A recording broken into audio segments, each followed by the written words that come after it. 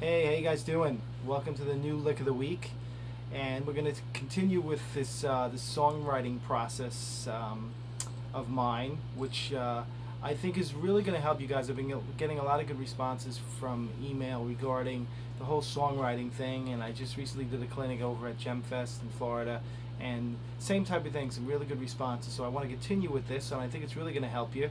Again, this is something that you guys have to really work on. It's not going to come magically.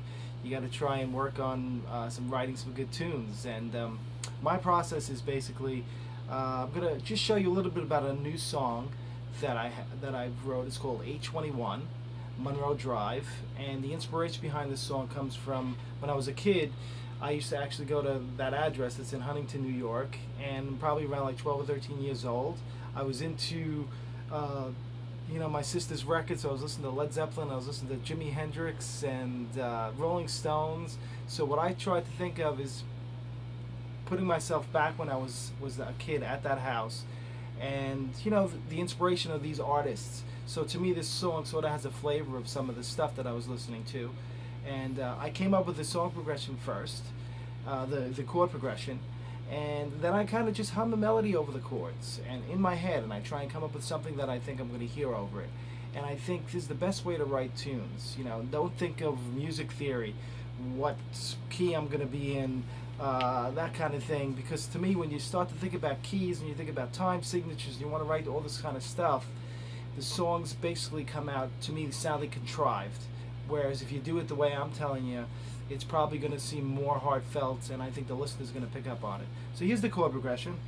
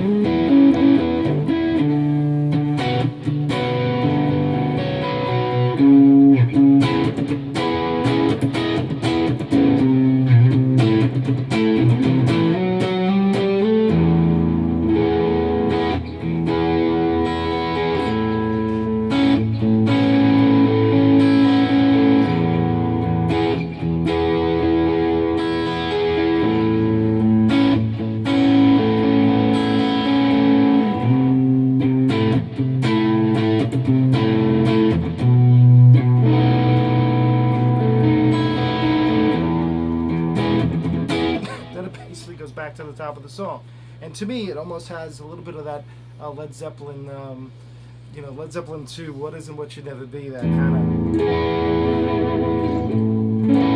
of feel to it. Here's what I came up with the melody. Again, I play these chords, I sort of hum this over it, or I put it down on a recording and I listen to it and I try and come up with the melody. This is what I came up with over the first part.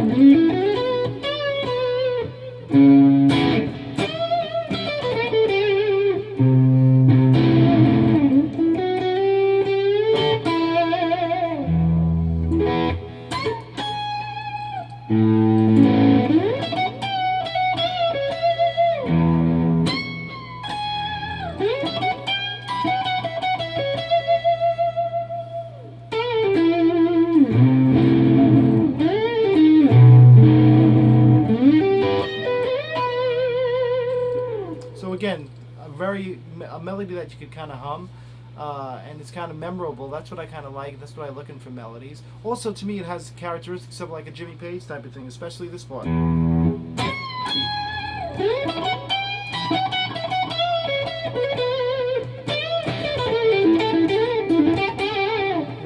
To me, it sounds very much like it. And even the lead section of the song is very Led Zeppelin type. The chords are this. And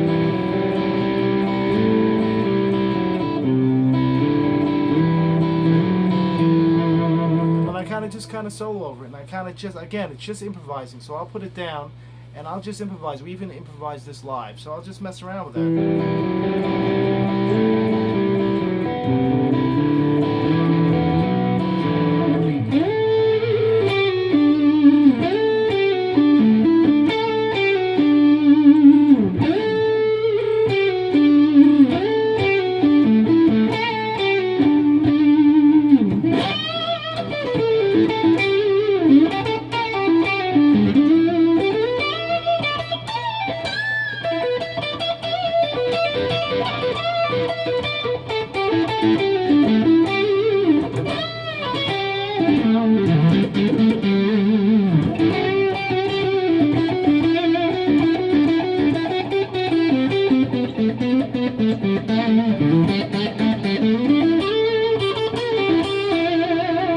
So I have a lot of fun and I just kind of mess around. And I think that's the best way to get good stuff, memorable playing. So definitely mess with this technique. I think it's a fun way to go about writing songs. Hope you guys like it.